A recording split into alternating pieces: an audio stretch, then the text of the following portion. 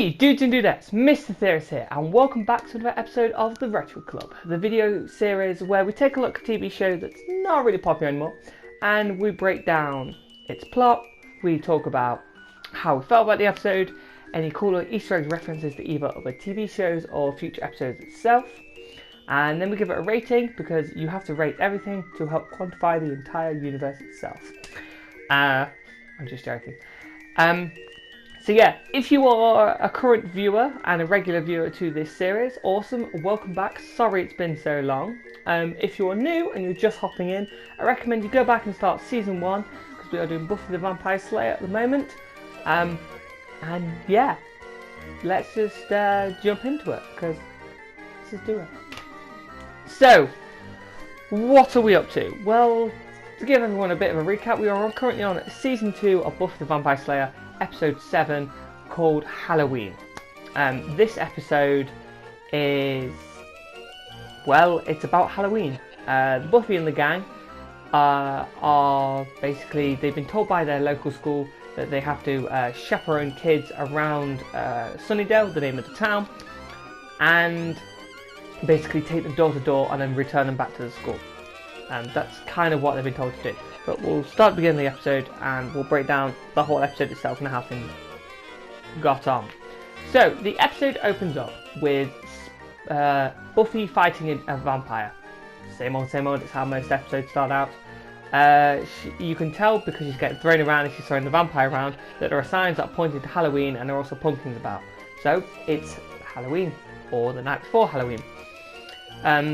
We then, after she dusts the vampire, we find out that actually there is a vampire that's been lurking in the shadows, recording the whole thing. We then find out that it's actually Spike who has been recording all of this, and that he's doing it because he's prepping to take on Buffy, so he knows all her fighting styles.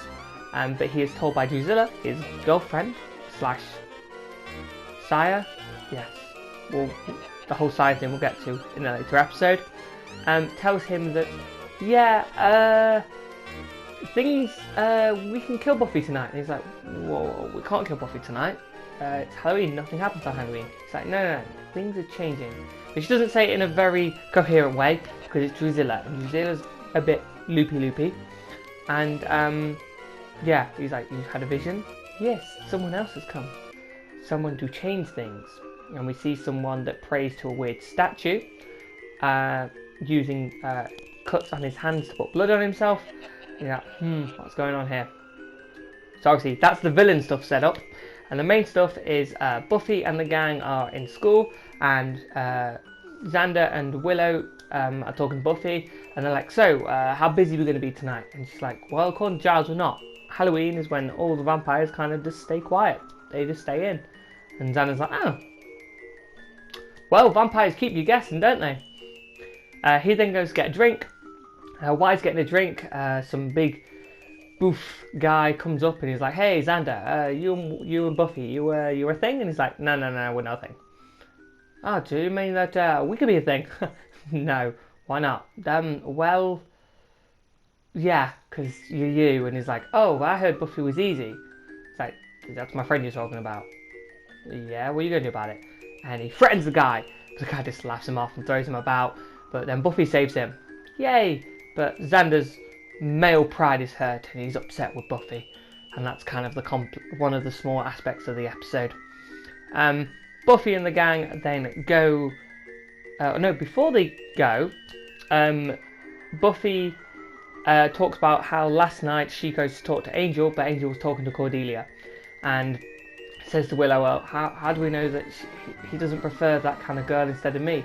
Willow's like, Cordelia's clearly not his type. Remember what era he was born in, like the 17th century, like that's the kind of girl he's into. We could always look at his diaries, because there are diaries on all vampires, that's cool, that Giles will keep. So they sneak in, they get the diaries, they look through the diaries and they see that very 17th century style women were around during Angel's era. So when they go to get their Halloween costumes, Buffy decides she's going to go for something that kind of looks like that sort of era to kind of wow Angel after they've chaperoned the kids about. They go to this Halloween store. The Halloween person is very friendly and helps them try on stuff. She sees this really nice, elegant gown that's from that era, and she's like, "There's no way I can afford it." He's like, "No, it's a gift." It's like, "Oh, that's really nice." But yeah, the guy who's performing the ritual, that happened later in the episode. Sorry, guys. Because we find out the guy who owns the store is actually the guy who does the ritual later in the episode. And then obviously he's making some changes. So everyone gets all dressed up. Willow has got one of his classic ghost costumes that says Bill on it. Buffy's like, no, Willow, come on. Halloween's about not being yourself. Come on, you got to be. And Willow has this really nice, sexy sort of outfit. Not slutty, just kind of sexy. With makeup and everything. She kind of looks like she does in a season 3 episode called Wish. I won't spoil it for you. For those of you that watched the show already, you know what I'm on about. She kind of looks a little bit like that. Not quite. But anyway, yeah. So, yeah, that happens. So Xander then turns up. Turns out he got a toy gun from the shop and a military outfit. So he sees Buffy and he's like, "Wow, Buffy, you look amazing." He's like, "Oh, my costume's nothing. You should see Willow." And she comes down the stairs in a blue outfit instead of the sexy outfit she's in. So yeah, Willow's not confident enough to show herself in public looking nice. Sorry, Will. R.I.P. Willow. So yeah, that happens. Then they go to school to get the kids to go and chaperone, and they go out to go and chaperone everywhere.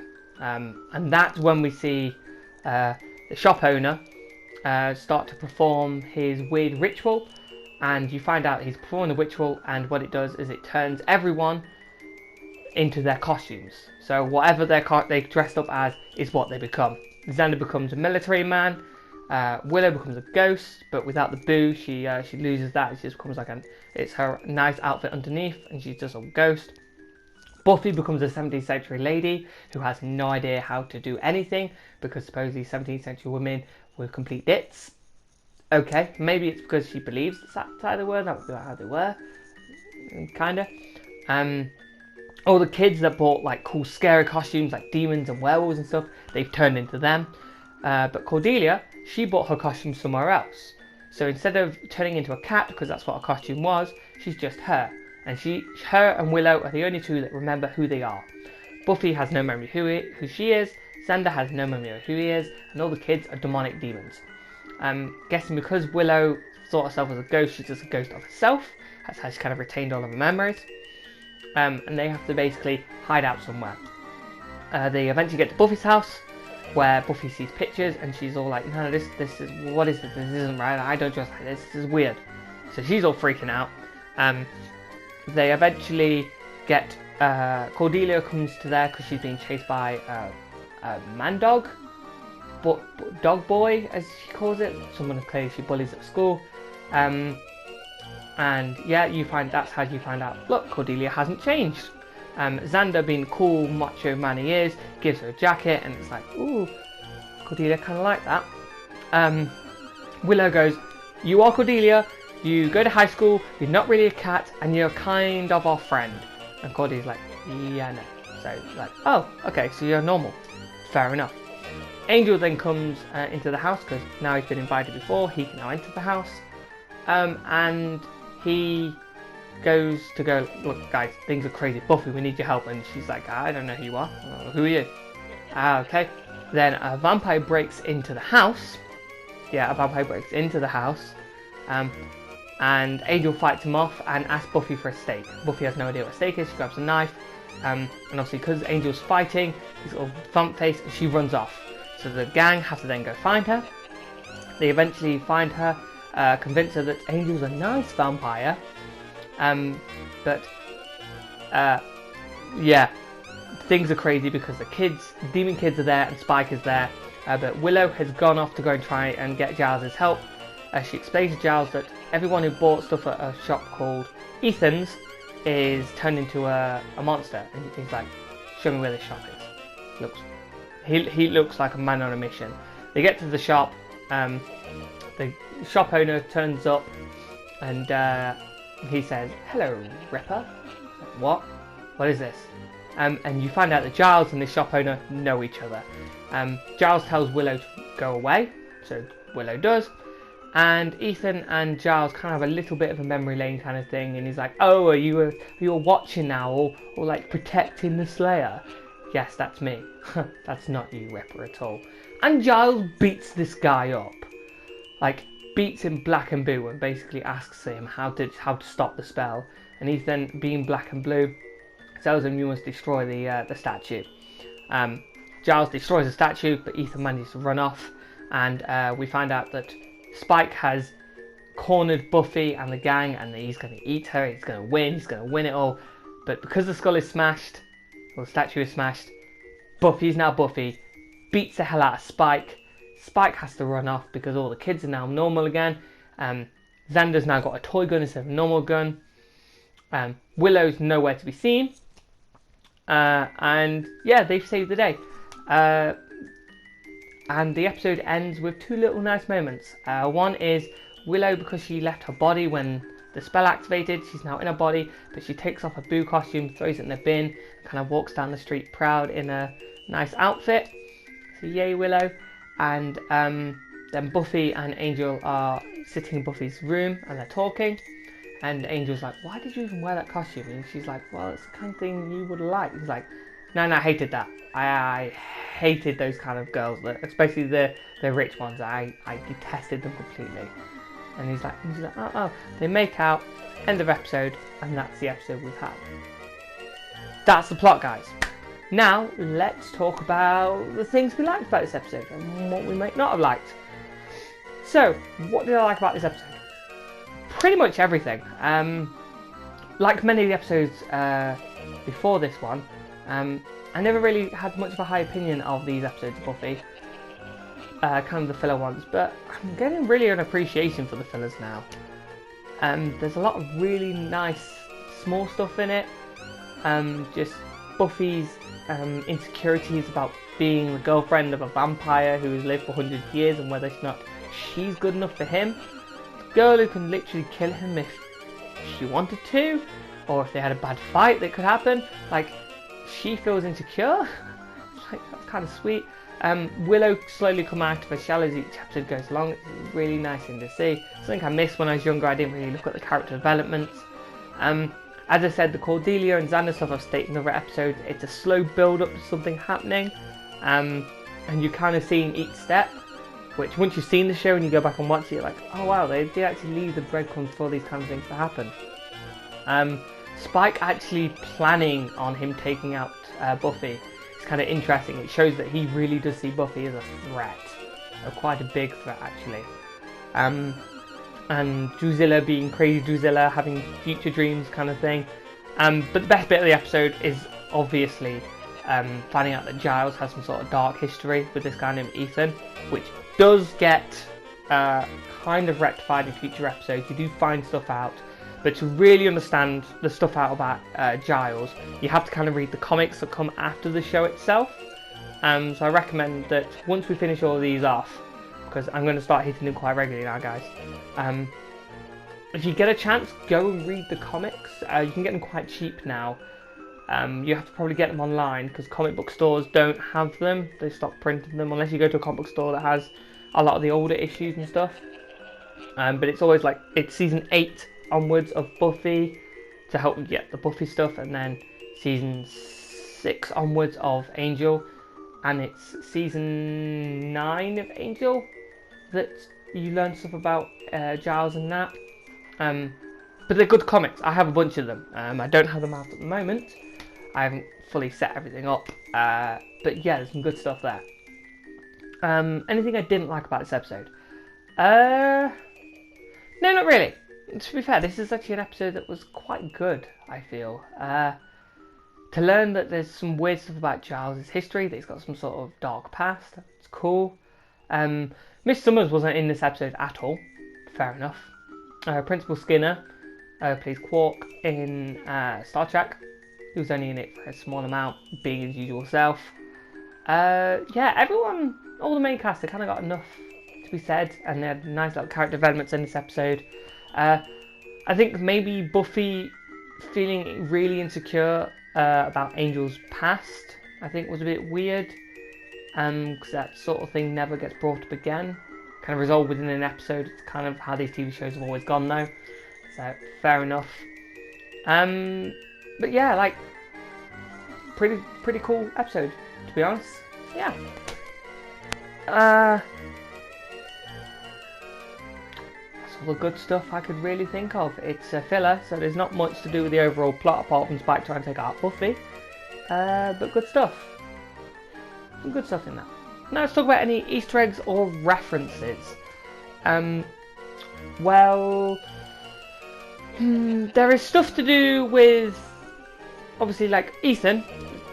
Not really an Easter egg or reference, but Ethan then turns up later down the line. I believe it is this season again. I believe it's the same season again that Ethan turns back up. Yeah, so he turns up later down the line. Spoiler alert, but I'm not going to tell you why. But you do kind of like learn a bit more about Giles in that episode. It's cool to hear Angel say at the end of the episode how he doesn't like the rich girls from his era, because again that lines up quite well with stuff that happened that you find out in Angel. It's quite cool. As I'm saying, guys, yes, as you can tell from here, Angel does get his own TV show. Definitely watch it. Videos will be made about Angel once we get to season 4. So yeah, we're going to be doing that. Cool little reference is right at the end of the episode when Giles goes back to Ethan's shop to basically confront Ethan. The shop's completely empty. Everything's thrown about. Looks like someone raced out there in a hurry. But there's a card that Ethan left saying "Be seeing you," and that's kind of a loose quote reference from a TV show called Prisoner. If you haven't seen that, I do recommend you go see that, guys. The original one, I've not seen the up-to-date one, done in the 80s. It's about a 12-episode run. It's really, really weird. But if you like your weird 80s sci-fi-ish / spy-esque TV shows, I recommend you go see that. Any other Easter eggs or references? Buffy calls Willow Casper. That happens in the episode. So, she looks like a ghost. Casper, the friendly ghost. If you don't know what that is, God, you're too young when you're watching these videos. And also, when they're all in costumes and they've been turned into things, Cordelia says, "Oh, Buffy couldn't have dressed like Xena." Now, if you don't know what Xena is, check it out. I don't think you can watch it I don't think it's on any of the streaming sites, but you can probably get the box sets for quite a good price. Xena Warrior Princess and Hercules, I don't remember what the sub name for it is, but Hercules as well. There were another kind of TV show like this where one made the other and then they have crossovers. I recommend you watch them because they are quite cool. If you've ever seen Star Trek Enterprise, the captain from Star Trek Enterprise plays Hercules. So, yeah, I don't know the actor's name. And if you've ever seen Battlestar Galactica 2004 series, the one who plays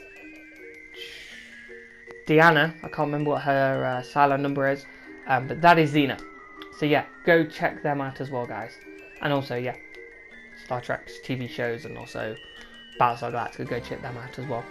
But don't forget about the TV shows of Buffy the Vampire Slayer and Angel with the Retro Club. Make sure to keep watching these. And I hope you have enjoyed this video, guys. I'm sorry it's been a while. Moving, doing other videos, and yeah, I kind of stopped the channel for a little bit, and I'm sorry about that. But I hope you have enjoyed these videos. As you can tell, I'm making regular content now. I'm trying to get really on top of it. And I hope the audio, it sounds a little better. I saw one of my subscribers say to start using a mic because they couldn't hear me very well. I'm hoping this sounds a lot better for you guys. Yeah, I'm kind of cheating a bit, if you've noticed. Yeah. But yeah, that is episode technically 17. Yeah, 17 of the Retro Club.